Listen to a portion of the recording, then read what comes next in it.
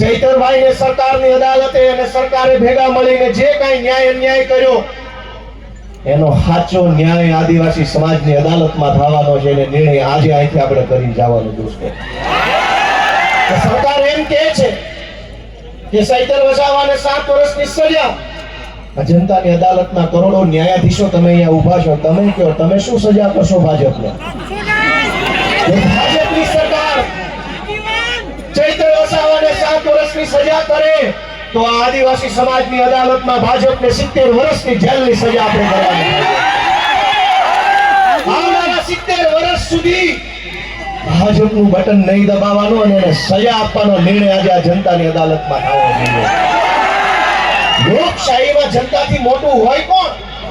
જનતાથી મોટું કોણ? જનતાથી મોટી પોલીસ નહીં, જનતાથી મોટું જંગલ ખાતું નહીં, જનતાથી મોટા મુખ્યમંત્રી પણ નહીં, સૌથી મોટી જનતા.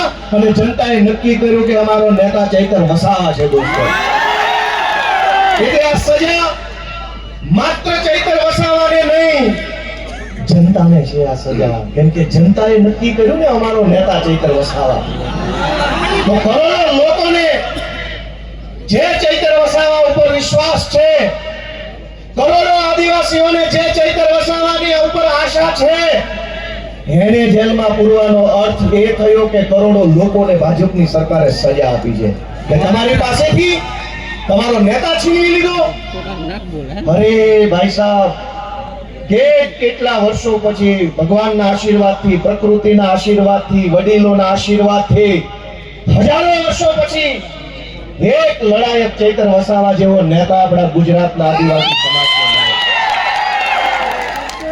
અનેક લોકો ધારાસભ્યો બન્યા, સાંસદો બન્યા આદિવાસી સમાજના મત આધારે, પણ આદિવાસી વિસ્તારોમાં ચાલતી નકલી સરકારી કચેરીઓ ઉપર પહેલી વખત બોલ્યું કોણ? અનેક લોકો આદિવાસી સમાજના મતના આધારે સાંસદો, મંત્રીઓ બન્યા, પણ આદિવાસીઓની જમીન ઉપર વિવિધ કંપનીઓ લાવી આદિવાસીઓને ખદેડવાનું કામ કરતા હતા. એની વિરુદ્ધમાં પહેલો મજબૂત અવાજ ઉઠાવ્યો કોણે?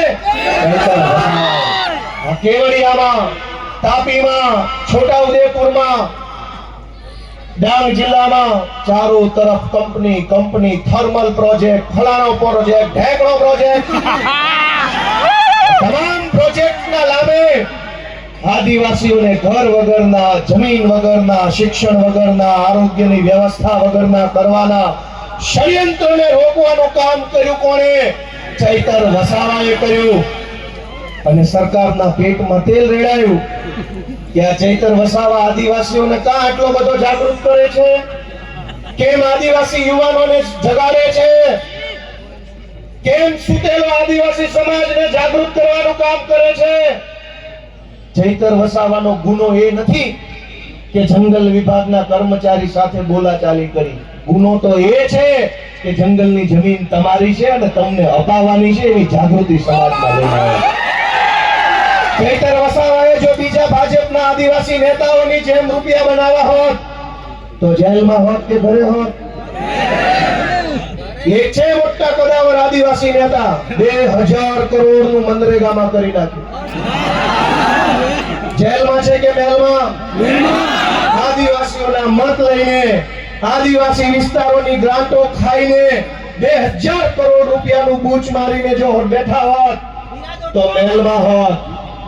પણ જેણે આદિવાસીઓને પાય બચાવવાનું કામ કર્યું, આદિવાસી બાળકોના શિક્ષણ માટે લડાઈ લડ્યા, વિસ્થાપિતો માટે બોલ્યા, ગરીબ દીકરીઓ માટે બોલ્યા, તમામ પ્રકારની યોજનાના લાભ અપાવવા માટે બોલ્યા, એ ચૈતરભાઈને જેલમાં પૂર્યા.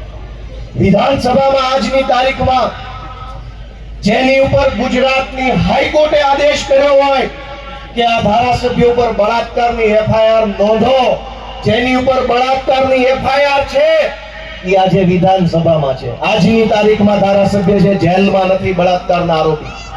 જેની ઉપર મનરેગા કૌભાંડનો 2000 કરોડનો આરોપ છે એ વિધાનસભામાં ધારાસભ્ય થઈને બેઠા છે. જેની ઉપર જમીનો પચાવી પાડવાનો કેસ ચાલે છે 200 કરોડનો, એ અત્યારે ધારાસભ્ય છે. ગુજરાતના તમામ ચોર, લુચ્ચા, લફંગા, લબાડ, તોડબાજ, બળાત્કારી, ભ્રષ્ટાચારી આલિશાન જિંદગી જીવે છે અને એક મામૂલી ગુનાની અંદર ચૈતર વસાવાને 7 વર્ષની સજા. 7મા ધોરણમાં ભણવામાં આવતું કે દેવડીએ દંડાય છે ચોર મુઠ્ઠી ઝાડના ને લાખ ખાંડી લૂંટનારા મહેફિલે મંડાય છે. તોફાન કરનારા લોકો વટથી ફરે છે અને આદિવાસી સમાજ માટે લડનારા ચૈતર વસાવાને જેલમાં પૂર્યા છે. દોસ્તો, મારી તમને એટલી વિનંતી છે કે લડાઈ બહુ લાંબી છે. આજે આપણે બધા અહીંયા ભેગા થયા છીએ. અહીંયા આકડા પડકારા જુસ્સો આમ કરી નાખું તેમ કરી નાખું કરીએ છે, પણ સાચું આમ અને તેમ કરવાનું ટાણું છે ને મતદાનના દિવસે આવતું લોકશાહી છે. આમ તેમ જે કઈ અને નર્મદા જિલ્લા વાળાએ તો આમ તેમ કરીને બતાવી દીધું. આમ તેમ કેમ થાય નહીં, ગઈ ચૂંટણીમાં કહી દીધું કે આમ થાય. બહુ ચોટા હતા, ઝૂકેગા નહીં સાલા. બટાબાર દીધા વડાપ્રધાને અહીંયા સભા કરી, ગૃહમંત્રીએ સભા કરી, પ્રદેશ પ્રમુખે કરી, પણ નર્મદા જિલ્લાના આદિવાસીઓએ કીધું ઝૂકેગા નહીં સાલા. આને કહેવાય અસલ ટાઈગર.